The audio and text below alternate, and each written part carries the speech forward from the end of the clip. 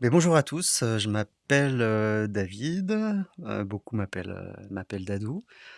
Pour me présenter très brièvement, je suis né dans une famille chrétienne et donc j'ai, suivi, le cursus a priori classique, d'une éducation dans une famille chrétienne. D'autant plus, que mon père était pasteur et donc du coup ma mère femme de pasteur a priori. Donc une enfance plutôt sympathique, une adolescence, qui a plutôt bien commencé également et puis un retour en France puisque je vivais à l'époque, au Tchad. Un retour en France dans une église dans laquelle mon père a été appelé. Ça a été le 1er choc, dans le sens où les relations dans cette église-là étaient pas idéales une église dans laquelle je me suis absolument pas senti à l'aise, où, où beaucoup de mal a été fait, beaucoup de méchanceté, beaucoup d'hypocrisie, beaucoup de mensonges. Heu, Tout ceci bien souvent basé sur la parole de Dieu.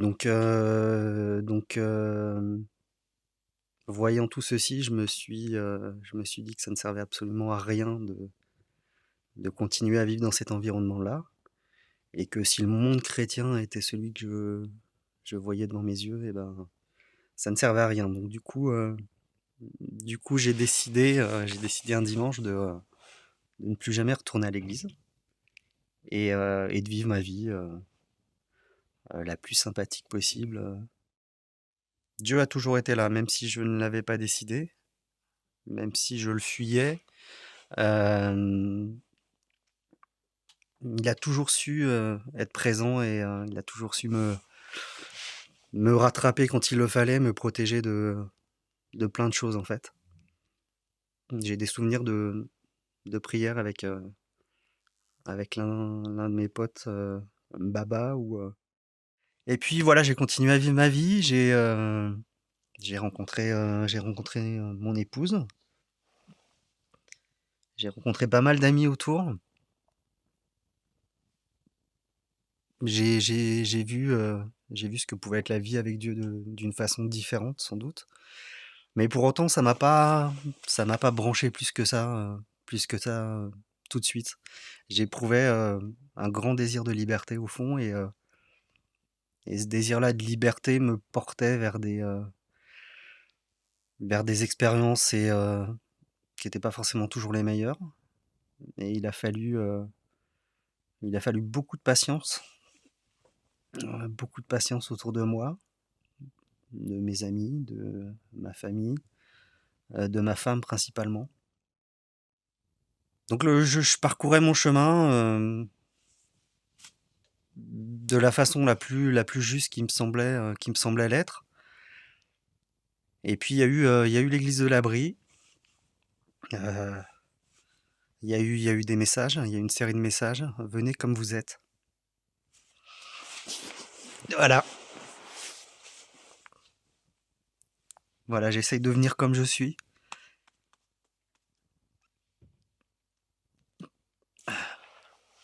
et et de me dire que je suis, pas forcément quelqu'un de bien et que j'ai pas forcément besoin de l'être pour me présenter devant Dieu. Je me dis que j'ai ma fierté peut-être à mettre de côté, que j'ai peut-être certains renoncements à accepter, par rapport à plein de choses, par rapport à de la rancune, de la haine, quelquefois. Hem, Accorder le pardon, ce qui est pas toujours une chose facile et je me rends compte que tout ceci, en fait, par moi-même, il est impossible de le réaliser et que le seul qui puisse me libérer de tout ça, c'est Dieu. Alors pour moi, le baptême, c'est symbolique, c'est beau, mais ce qui est important, c'est ce qui s'est passé avant. C'est, l'exemple qu'on a pu me donner, déjà de par ma famille, l'intégrité de mes parents. Il n'y avait pas, mon père pasteur, le dimanche mon père et ma mère, du lundi au samedi. Il y avait pas de différence entre les 2. Donc l'exemple déjà était là et puis après, il y a eu des amis. Que du bonheur de pouvoir, proclamer aujourd'hui que j'ai envie de donner ma vie à Dieu et que voilà, ça va être beau. Tout est pas gagné. Il y aura encore, des difficultés à affronter.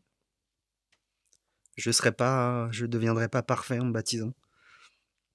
Mais, par contre, ce que je sais, c'est que je suis pardonné.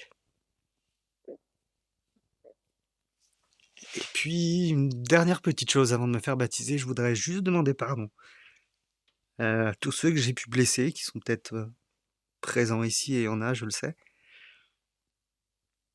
Des potes, des amis, demander pardon à mes parents. Parce que j'ai pas toujours été un fils reconnaissant. Je voudrais demander pardon à mes frères, à ma sœur,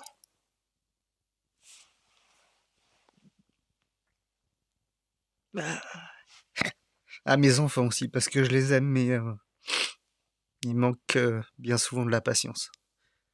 Et puis terminer par demander pardon à mon épouse.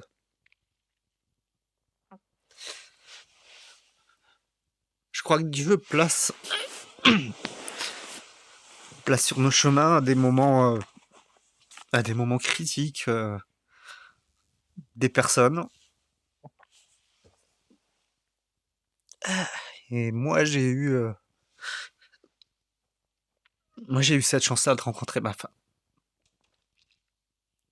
Et puis l'Église et Dieu, c'est pas que de la tristesse, et c'est pas que partager les mauvais moments. Euh, je- on peut pleurer ensemble, on peut partager, on peut se soutenir, mais on peut aussi se marrer. On peut aussi faire la fête.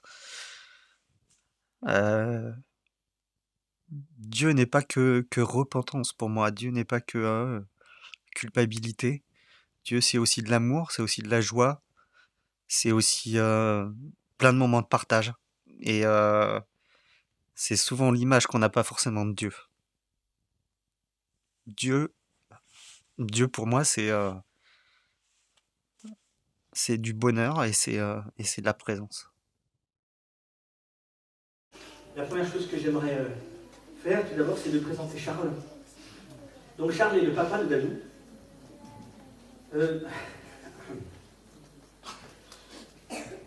Dans l'église de l'Abri, on sait gérer nos émotions, mais on a du cœur, donc c'est pas facile.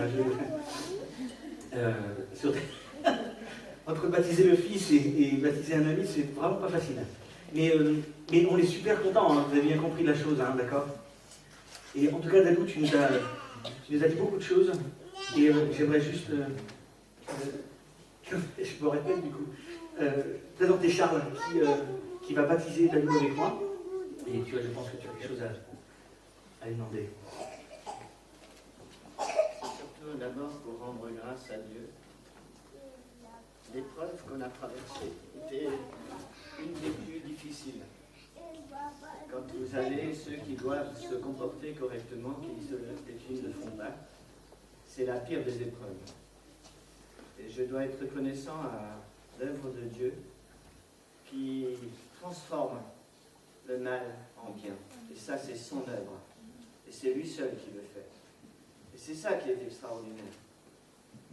J'avais toujours au fond de moi cet espoir qu'il le transforme. C'est David qui a vécu le plus près de moi à un moment de ses difficultés, où par fidélité à Dieu, je suis devenu enseignant et j'ai dû quitter le poste de pasteur. Et 20 ans après, de voir aujourd'hui David revenir à Dieu comme il revient à Dieu, et que Dieu pense ses plaies, c'est cela le miracle. Et pour moi, il a trouvé un jour une lettre sur la photocopieuse que j'avais oubliée. Il m'a dit: papa, ne me demande plus jamais d'aller dans une église. Cette phrase, je ne pouvais pas l'oublier, jamais. Jusqu'à un jour où il m'écrit une lettre du désert, où il me dit: papa, ne t'inquiète pas pour moi. Je suis avec Dieu. Il a fait son chemin et aujourd'hui il dit donner sa vie au Seigneur. Pour moi, c'est la plus belle des chose. David, alors, au regard de ta confession de foi, au regard de ton désir de suivre ce Seigneur et de donner sa vie à lui, je te baptise au nom du Père, du Fils et du Saint-Esprit.